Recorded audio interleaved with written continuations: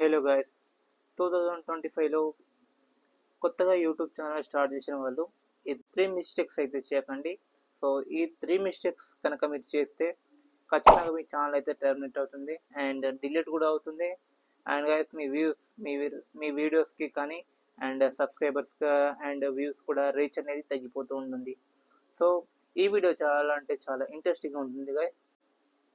మన ఛానల్ని ఇంకా సబ్స్క్రైబ్ చేయకపోతే వెంటనే సబ్స్క్రైబ్ చేయండి.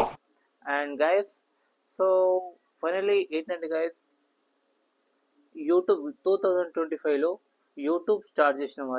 కొత్తగా యూట్యూబ్ స్టార్ట్ చేసిన వాళ్ళు ఈ 3 మిస్టేక్స్ అయితే చేయదు గైస్, ఓకేనా. ఫస్ట్ మిస్టేక్స్ వచ్చేసి వాట్సాప్. మనమైతే కొత్తగా ఛానల్ పెట్టిన తర్వాత ఎవరికైనా కానీ మా గ్రూప్స్ కానీ ఫ్యామిలీ మెంబర్స్ కానీ ఫ్రెండ్స్ కానీ షేర్ చేస్తూ ఉంటాం కదా గైస్. సో అలా మనమైతే షేర్ అయితే చేయొద్దు గైస్, ఓకేనా. అలా షేర్ చేయడం వల్ల ఏమవుతుందంటే, ఓకే పర్లేదు, మన ఫ్రెండ్స్ కానీ ఫ్యామిలీ మెంబర్స్ మనం షేర్ చేసినప్పుడు వాళ్ళు టోటల్గా ఫుల్ వీడియో అయితే చూస్తే బాగుంటుంది. కానీ వాళ్ళు ఏం చేస్తారంటే మధ్యలో జస్ట్ ఇలా టచ్ చేసి వదిలేస్తారు కదా గైస్. ఫర్ సపోజ్ ఒక 10 మెంబర్స్కి మనం వీడియో షేర్ చేసామనుకోండి, 10 మెంబర్స్లో ఎంతమంది చూస్తారు?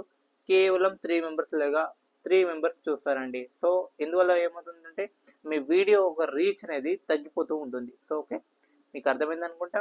అందుకనే ఫుల్ వీడియో చూడండి అని చెప్పండి, ఓకే.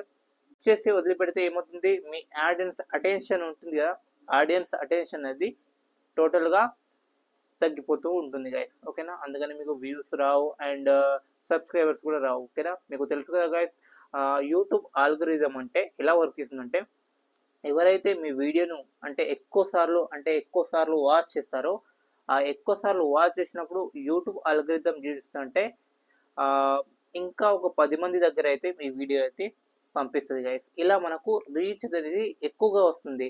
సో మనం జస్ట్ టచ్ చేసి వదిలేస్తే ఏమవుతుంది, రీచ్ అనేది అక్కడిదక్కడనే ఆగిపోయి ఉంటుంది గైస్, ఓకేనా.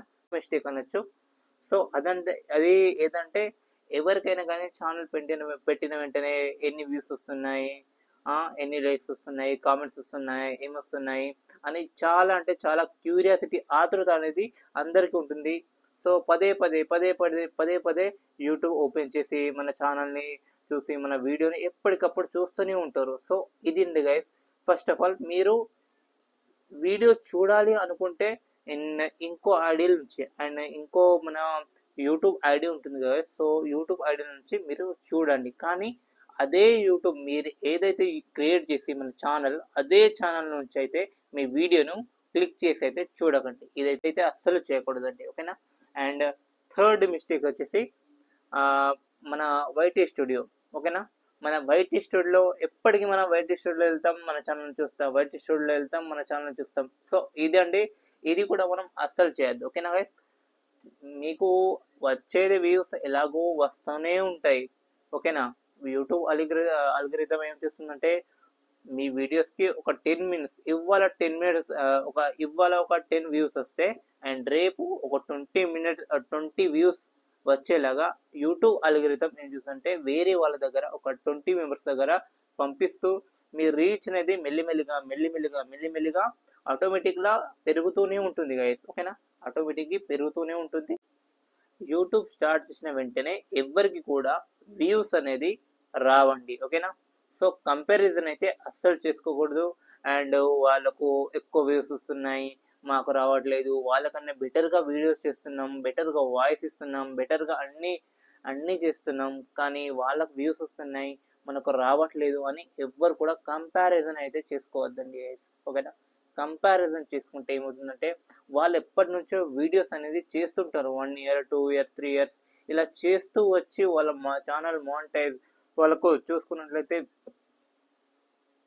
5,000 50 అండ్ 1 lakh ఇలా సబ్స్క్రైబ్ నుండి వాళ్ళు ఆటోమేటిక్ ఒక వీడియో పెడితే ఎలా లేదన్నా అని ఒక 20K 10K అయితే మన వ్యూస్ అనేది వస్తుంటాయి. కానీ మనం అలా కాదు కదండి. మనం ఫస్ట్ టైం మనం వీడియో అప్లోడ్ చేస్తున్నాం కాబట్టి మనకు రీచ్ అనేది తొందరగా రాదు, ఓకేనా.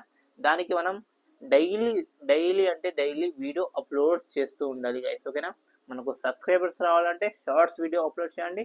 షార్ట్స్ ద్వారా మనకు తొందరగా అంటే తొందరగా సబ్స్క్రైబర్స్ అయితే వస్తారు. ఓకేనా? సో గైస్, ఈ వీడియో మీకు నచ్చినట్లయితే like and share and subscribe చేయండి.